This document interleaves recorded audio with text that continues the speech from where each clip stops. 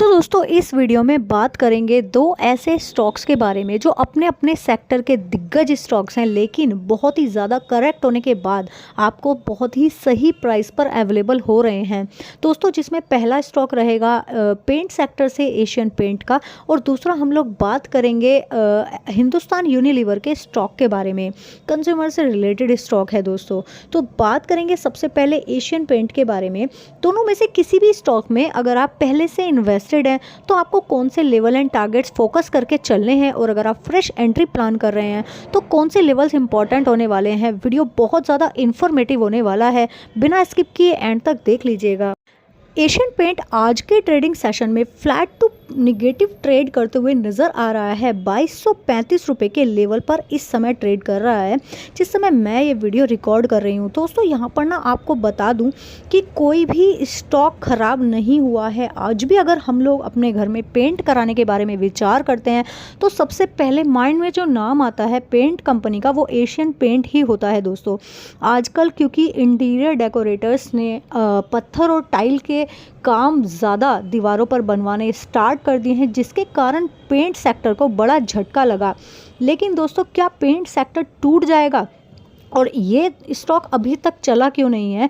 उसके पीछे कारण ये है कि दोस्तों कितनी भी बड़ी कंपनी हो, जब कभी प्रेशर में आती है या फिर किसी भी कारण से उसमें झटका आता है तो एकदम से उभार नहीं पाती और उसमें टाइम लगता है। ऐसे ही आप पेटीएम के स्टॉक को भी देख लीजिए। एक बार ये हो चुका था कि पेटीएम अब ख़त्म हो जाएगा, पेटीएम की कंपनी ही ख़त्म हो जाएगी, लेकिन उसमें प्रमोटर्स की होल्डिंग इतनी ज़बरदस्त थी कि उन लोगों ने मेहनत की और रिकवरी देख सकते हैं आप स्टॉक में कितनी ज़बरदस्त आई।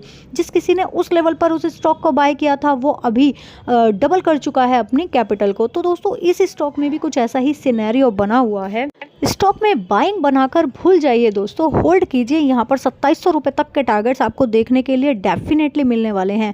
अगर 2700 तक ये स्टॉक जाता है तो ये आपको 20 से 22% तक के गेंस हो जाते हैं दोस्तों। तो ये नो डाउट काफ़ी अच्छे कैपिटल आपका बनाकर दे सकता है। यहाँ पर अगर बात करें 57% लोग जिन्होंने कहीं ऊपर के लेवल से बाय करके रखा है वो होल्डिंग पर बैठे हुए हैं। लेकिन दोस्तों आप अगर इसी लेवल से बाय करते हैं तो जब आपका लेवल यहाँ तक आएगा तो आपका अच्छा कैपिटल इंक्रीज हो चुका होगा। बहुत सारे लोग पैनिक होकर सेलिंग करते हुए नज़र आ रहे हैं। तो मैं उनसे रिक्वेस्ट करना चाहूँगी कि अगर आप मेरा वीडियो देख रहे हैं तो प्लीज़ इस स्टॉक को सेल मत कीजिए।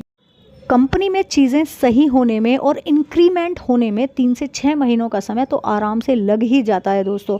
हम और आप सिर्फ प्राइस को कैलकुलेट करते हैं, लेकिन जो ऑनर्स वहाँ पर काम कर रहे होते हैं उनके लिए 3 से 6 महीने कोई मायने नहीं रखते। और चीज़ें जब अच्छी बेटर होती चली जाती हैं तो फिर हमें अच्छे टारगेट्स भी देखने के लिए मिलते हैं। अब बात कर लेते हैं अपने दूसरे स्टॉक के बारे में जिसका नाम है हिंदुस्तान यूनिलीवर।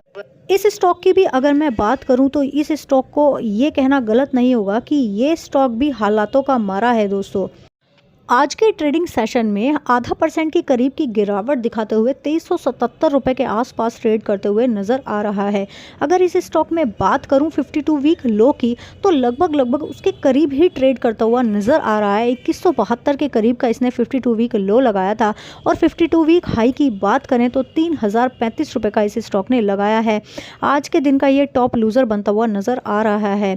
यहाँ से अगर बात करें तो आपको लॉन्ग टर्म का नज़रिया रख कर चलना होगा, क्योंकि इस समय ये स्टॉक जिन लेवल्स पर ट्रेड कर रहा है वो एक साल के अपने लेवल के प्राइस के नीचे निकल चुका है। तो अगर एक साल पहले भी अगर आपने खरीदा है तो अभी आप लगभग 3% के नेगेटिव रिटर्न्स इस स्टॉक में गेन कर रहे हैं।